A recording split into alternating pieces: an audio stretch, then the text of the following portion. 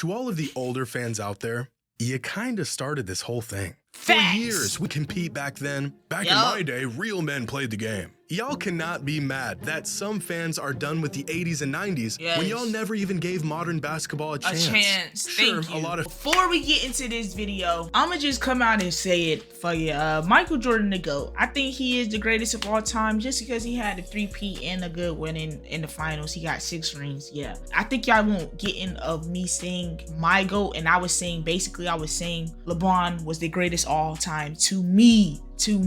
That was my opinion. That's why I said my GOAT. Y'all arguing, it's not my GOAT, it's only one GOAT. Y'all don't understand people have opinions. This is why we watching this video, to shut all you old heads up in the comments. Please move around. I just want to say, y'all old heads in the comments literally crack me up, bro. Like, y'all literally crack me up. Y'all literally fighting for y'all life, writing books on how this nigga to go. Argue with your mama. Please move around. I don't think y'all understand when I say today's game is completely different from back then. We're done with the 90s. We're done with the 90s, bro. Funny thing is, niggas is gonna say we're done with the 2020s or the 2010s in like 30 years, but y'all gotta understand, y'all act like the game can't evolve. This cracked me up because, bro, these niggas is bigger and faster and the game is way crazier than the fucking 90s. If you can't shoot, half of them niggas couldn't even shoot threes. Shaq couldn't even shoot free throws. Y'all think that nigga surviving with a 7'4" Wemby? I ain't gonna lie, Shaq can run laps around Wemby, but at the same time, nigga, he's not shooting. Like, y'all have to realize, y'all talk about and criticize the shooting game so much, but y'all don't realize that's part of basketball. Jordan was literally shooting over niggas, mid-faders, mid-range, all this shit, bro. Like, y'all don't realize shooting is a part of the game. Shit, if y'all want to be technical, I'm feeling like Larry Bird is the GOAT. That nigga Jordan went 0 for 6 with Larry, my nigga. Larry is the only nigga that can stop Jordan. So let's be technical there. Shit, Larry Bird to go. My brothers, we done with the 90s. We are in the midst of a civil war. The age-old debate of past versus present has reached critical mass, and sides have been taken. A revolution is taking place, and we're losing good men. Old school versus new school. Back in the day versus modern day. A story as old as time itself. I tried to ignore this bloodbath, but just when I thought things couldn't get any worse, it all got so much worse. We done with the 90s. We done with the 90s. Games from the 80s and 90s coming to light, showing that the good old days were in fact not that good. This whole time, the punishing defensive legend was actually just a bunch of plumbers camping out in the paint looking for someone to hack. Shots clanking off the backboard, players running around aimlessly, wreaking havoc. And worst of all, Michael Jeffrey Jordan, the supposed greatest basketball player of all time, didn't even have a left hand. What is going on? What? Hold on. That's gonna throw some of y'all in a fucking furious state. Nah, he definitely had a left hand though. Have we been lied to about basketball in the 80s and 90s? Are we really done with that era of hoops? Or are we being deceived by lowlights, misinformation, and cherry-picked clips? Well, I think I've got an answer. And some of y'all ain't gonna like it.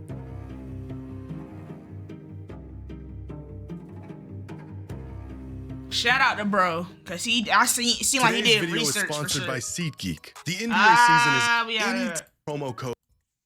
We done with the 90s. We done with the 90s. 5 simple words that have completely divided fans of the NBA. I've seen well thought out video essays, hard-hitting analysis, testimonies from past and present players talking about their experience in the league and how it's changed over the years. And none of those things managed to do what these 5 simple words have done in just a week. Soon enough, the clips came rolling in of players from that era dribbling off their feet, throwing up air balls, and putting together moves that you might see at your local high school's JV game. So, for whatever it's worth, here is my long-winded take on this whole discussion. What the fuck? Found the tapes. I want to begin by saying what this discourse has taught me more than anything else is that NBA fans today never actually took the time to go back and watch games of the past. Facts. Brothers, I have been harping on this for years, begging for fans of the game, whether you are new or have been watching for years, to just go back and watch full games. Facts, Not highlights, not clips, full-length games. And to the old head that said, you need to do your research. Bro, I done did my research, bro. When I was 10 years old, my nigga, I was watching Larry Bird versus Magic the whole game. I still go back and watch Kobe games. Y'all can miss me around with that. Oh, you need to do your research. You don't have no basketball knowledge. Y'all could go shut up and get Jordan Dick out your mouth, bro. Telling somebody they'll know, and I've been loving this sport. I done played this sport. Please move around. Of eras from the past. And after seeing this discussion devolve into where it is today, it is clear to me that most people never take the time. I'm seeing countless fans have this sort of awakening as they're watching films of these old games as if the footage was buried or lost, and it's finally being unearthed for the world to see. It's been right here on YouTube for the past 15 years. Exactly. You mean to tell me the same fans who chime in with a full-blown thesis on the GOAT debate never spared the time to even watch the games they were referring to? I guess that does explain a lot. Now, I'd like to think I'm somewhere in the middle on this whole discussion. I have said on multiple occasions that players in today's NBA are simply more skilled than players of the past, which has resulted in bigger stat lines and higher point totals than ever before. It's not the defense that has gotten worse, it's the offense that has gotten better. Exactly. That for the greats that came before and how incredible some players of past eras were. In fact, I almost feel like I'm hallucinating seeing this 90s basketball slander campaign unfold in front of my eyes. It feels like everyone's perception on the age-old debate changed literally overnight. I know that's not the case, but after seeing all of this play out, it sure feels that way. But today, I'm not just gonna show you some cherry-picked clips or unhinge this narrative even further. I'm gonna show you real film, real data, and proof of how we might actually be done with the 80s and 90s. And of course, if Michael Jordan really had no left hand. Spoiler, he did. Yeah, he did have a left hand. The game has evolved a lot. Exactly. Now, I have been an advocate for the modern players are better than players of the past movement for quite some time now. In fact, as crazy as it is for younger fans to say Michael Jordan was trash, it's just as absurd for older fans to say the game hasn't evolved and gotten better. And that's my thing. Michael Jordan wouldn't even be trash. That's I know how to put my bias self aside, bro. And that's what I was trying to get y'all to understand. The last 30 years. Because like, that's all this debate really is. The debate is fucking trash, bro. Young fans versus old fans, or fans that watched this versus fans that are watching this. But objectively, players today are much better than they were in the 80s and even the 90s. Specifically, the lower end of the talent pool in the NBA today is vastly better than it was in the past. I think great players would be great in any era, but with the spacing, the shot making, the emphasis on offense as opposed to defense has made the depth across the NBA today just way ahead of where it was in the 80s and the 90s. There was, without exaggeration, guys in the NBA throughout the 80s and 90s that were on NBA rosters just to accumulate fouls and sit in the paint and be big. Some of these players were offensively inept, and that was okay because their role was not to create offense. But in today's NBA, where literally they were just there to play defense or be a role player. Dennis Rodman did not care about points. He only wanted to get fucking rebounds, and he was okay with that. He was okay if he had 20 or 10 plus rebounds. Nothing is wrong with that. But today, that shit is not flying.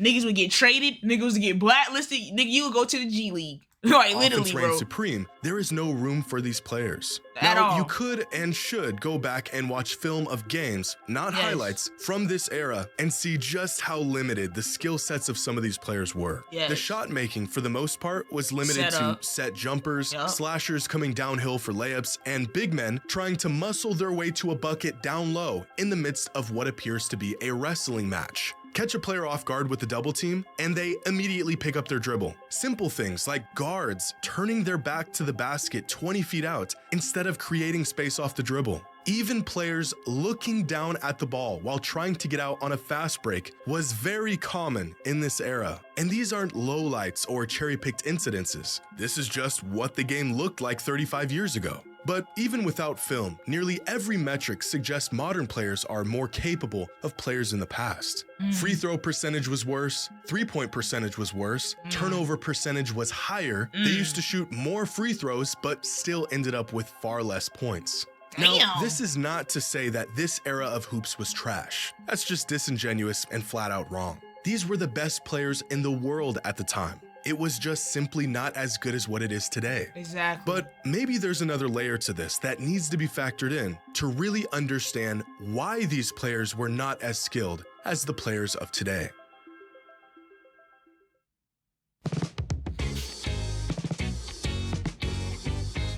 Can't do that. Now, despite this being a very relevant topic for years, the idea of rule changes and how these changes have affected the game still remain a mystery to some. Players were a product of their era and the rules of their era. The first step to discovering greats of the past is to watch film of them play. The next step is to gather and understand the context of the film you are watching. When you see a 6'9" Magic Johnson go flying down the court with what looks like kind of a stiff dribble, you may think the man has no bag.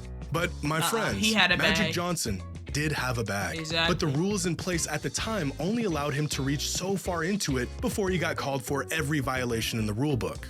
Consider the fact that any move where your hand wasn't completely on top of the basketball was considered a carry. No 0 steps, no gather steps. You get 2 steps, and anything more was called a travel. No backward shuffles to create separation, no lunging into players to draw easy fouls. Here's a clip of Danny Ainge hitting Kevin McHale with a hezzy in the mid-80s. And the man thinks he just witnessed witchcraft.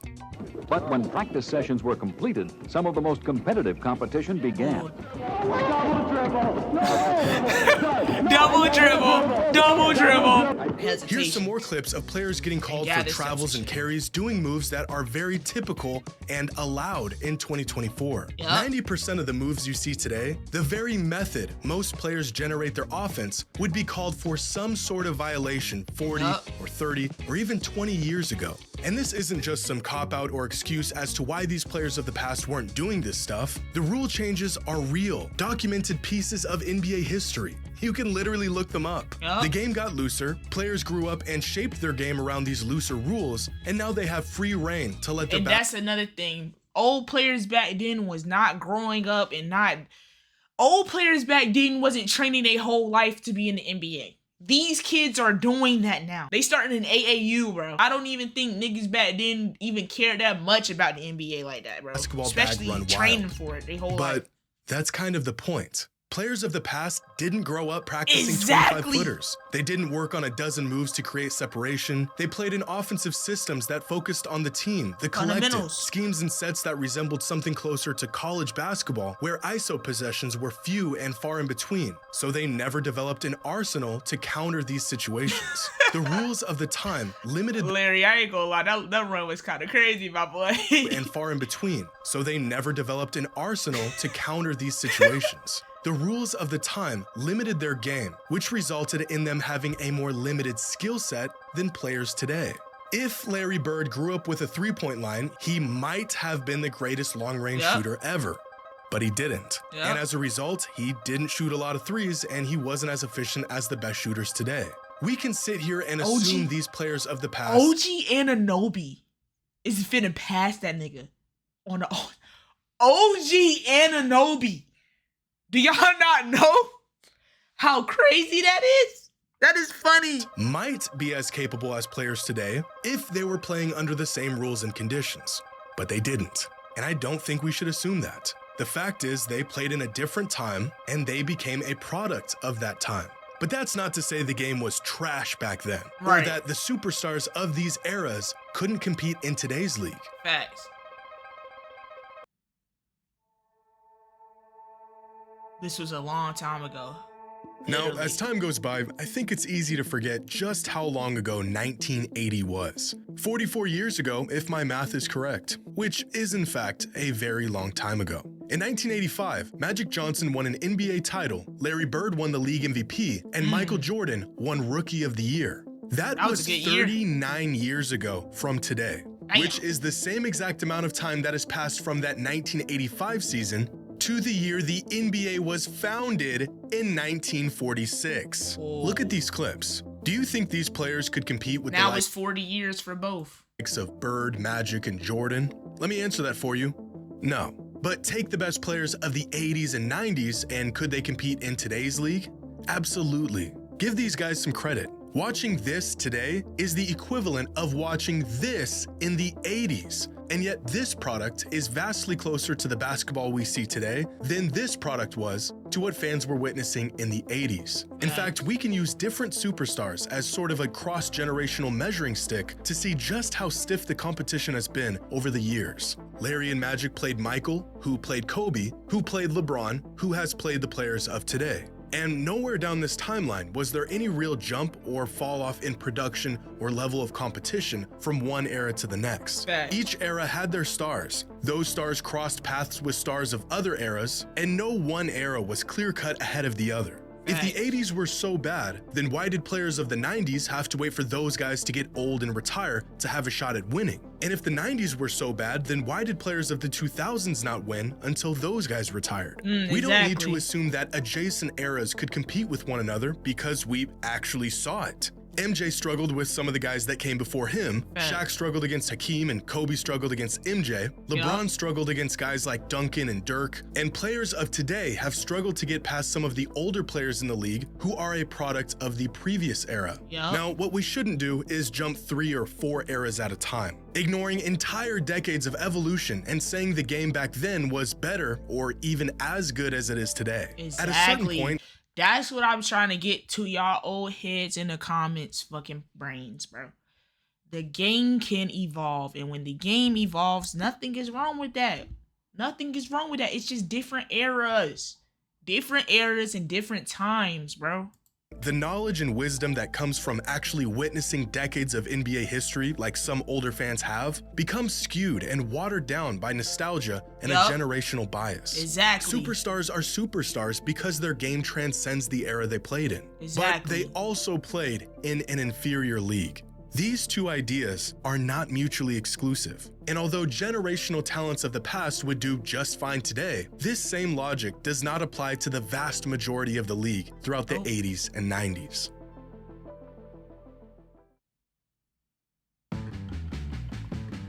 When did the NBA become not trash? Penny and Hardaway? Penny and Hardaway. Shaq and So Penny? if the Trash? 80s were inferior to today's league, and the 90s were inferior as well, when did the NBA become not trash? Well, it depends on how you look at it. Ironically, I think there's a pretty clear distinction to the skill set of players before Michael Jordan hit his peak and after.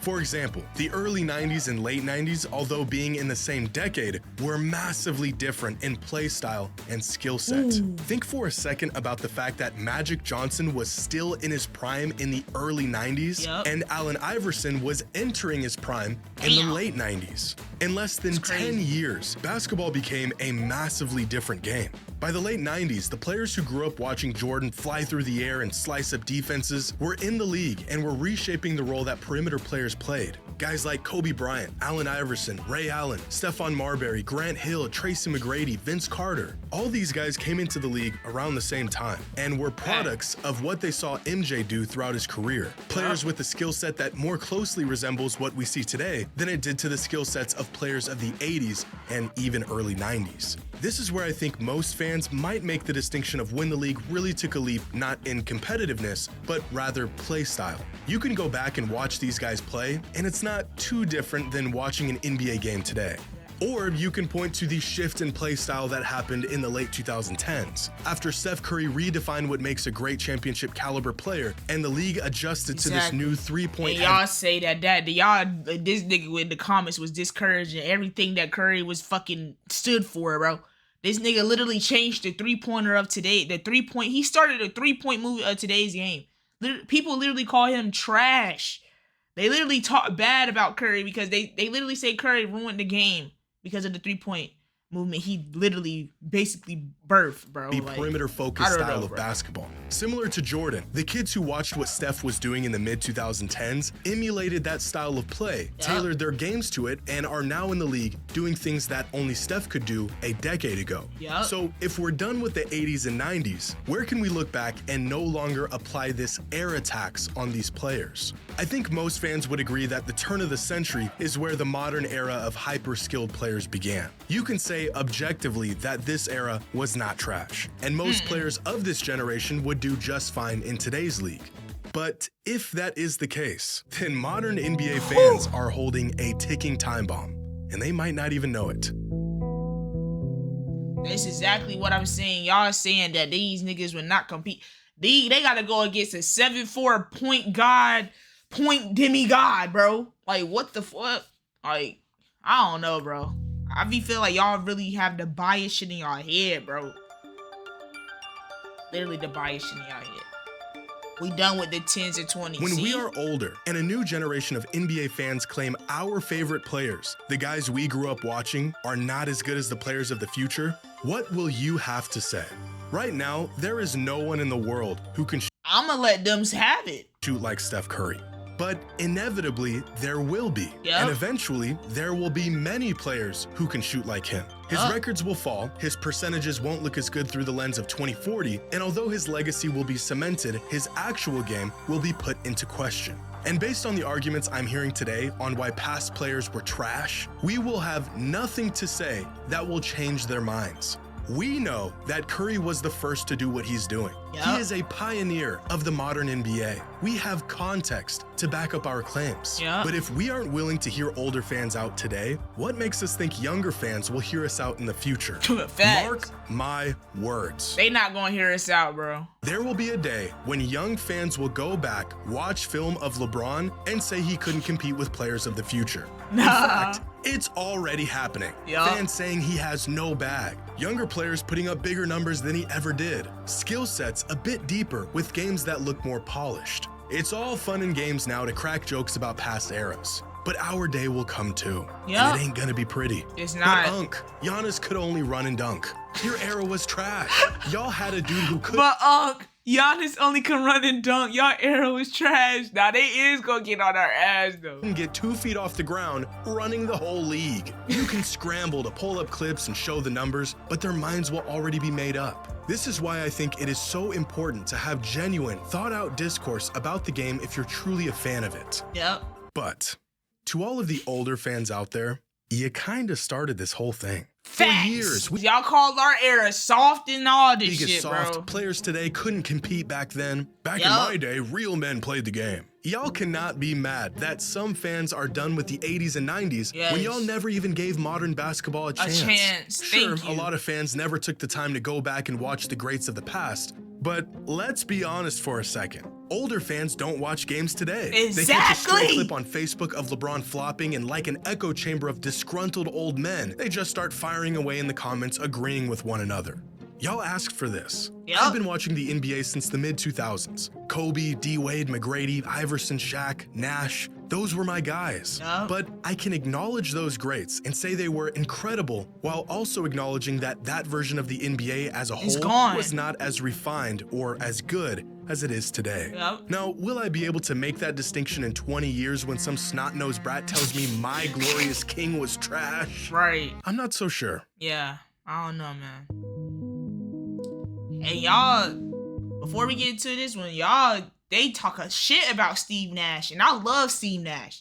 Y'all bring rings in the conversation every time. If we all talking about rings, Bill Russell is the GOAT then, bro, because he got the most rings, nigga. Like, come on, bro. Nah, he did have a left hand. Jordan had the left hand, bro. Now, it's time to once and for all take a real close look at this accusation that Michael Jordan did not have a left hand. I felt like I was having a bad dream when I first saw this claim. Yup. But unfortunately, I was not.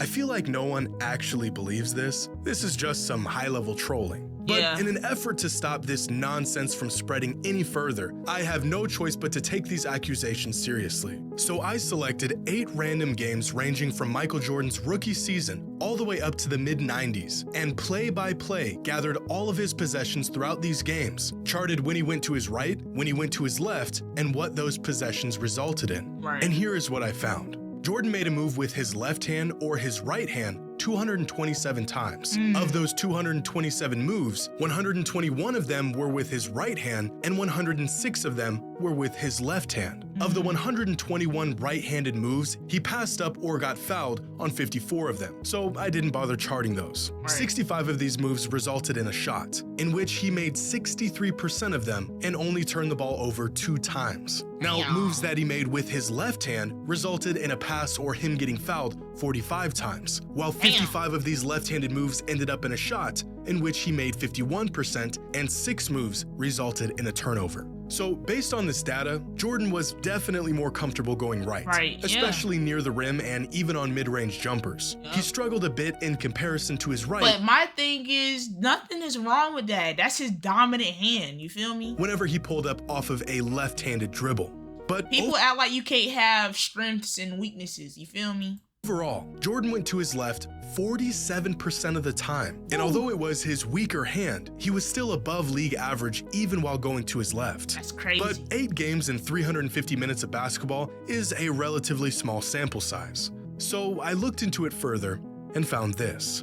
A detailed breakdown of Michael Jordan's shot chart and shot tendencies in 3 seasons from 1990 to 1992. Damn. 126 games and over 4,800 minutes in total, tracking exactly what Michael did on the court for 3 seasons. Damn. And here's what the data shows. In total, Michael made 1,074 moves in isolation, going either to his right or to his left hand. 48% of those moves were with his right hand, and 52% of those moves were with his left hand. When going to the right, Michael shot 61.7% on 410 shots with 15 turnovers, resulting in 1.38 points per possession. When going to his left, Michael shot 61.3% on 421 shots with 36 turnovers, resulting in 1.31 points per possession.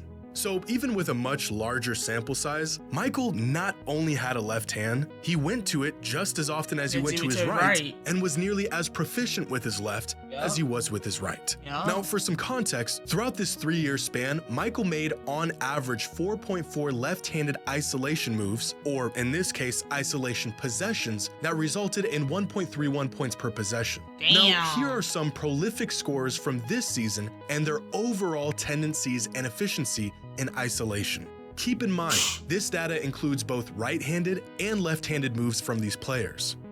And now here is Michael Jordan with just his left hand. Damn. So, yeah. I'd say contrary to what has now become popular belief, Michael Jordan had a left hand.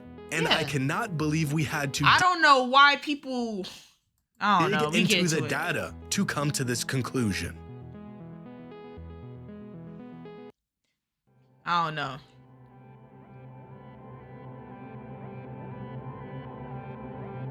We not done with the 80s and 90s. I think the overall idea that the 80s and 90s were a far less skilled time in the NBA compared to today is probably fair. I mean, you'd be crazy to think the game hasn't evolved in 4 decades. But to say the league was trash back then is just wrong. I think more than anything, it's the style of play and the way basketball games would unfold back then that really throws some fans off when they go to watch film of these old games. It's like looking at a box score from the mid-2000s and thinking everyone sucked because the games finished with final scores in the 80s. But the players weren't bad, it was just a different game back then. It was slower, more methodical, more team and scheme-based than it is today. And similarly, I think you could say the 80s and 90s had its fair share of bad basketball. But that doesn't mean all the players were bad, especially the superstars of those eras. That was just the state of the game they were playing in. I think some older fans have a skewed perception of how good the game was back then, but I also think they just genuinely liked that style of ball regardless of the evolution of the league.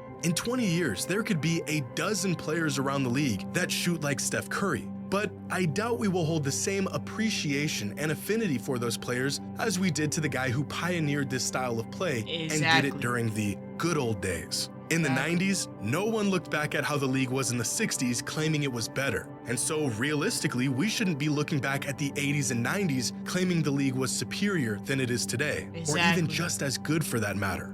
A lot of these ideas that favor modern basketball are becoming more mainstream as fans dive deeper into these topics and add context to narratives that have been floating around for decades. But I think this push to be done with the 80s and 90s is a bit overkill. We want to add context and nuance and knowledge to these discussions, not remove entire decades from it altogether. Sadly, I don't think any of this has or will change anyone's mind. This revolt against old school ball was either confirmation of what you already thought, or this entire discussion is just blasphemy to you. Are we done with the 80s and 90s? Maybe, but for the sake of the game and the greats that paved the way, I sure hope not. Yeah. This was a good ass video, bro. That being said, we're done with the 90s. Nah, I'm playing, but for real, y'all act like people can't have an opinion. I feel like y'all can't get the bias out y'all head, especially to all the old heads, because that's who basically in my comments, a lot of old heads. Y'all can't put nothing past Jordan. Y'all act like the new era is soft and I can't watch it. I ain't watched it in 10 years. Da, da, da. Who cares, bro? It's a new era. But hey, man, like, comment, subscribe. Let me know in the comments, what do you think? Do you think this era or last era, or which era do you think is the best? Which era do you think did this video open your eyes or not? Let me know in the comments. Love every single one of y'all, and I'm out. Please like and subscribe. We ain't never running out of guns, got 100 shots for you. I feel like Tupac, y'all, hey, I just got the juice. I feel like Tupac.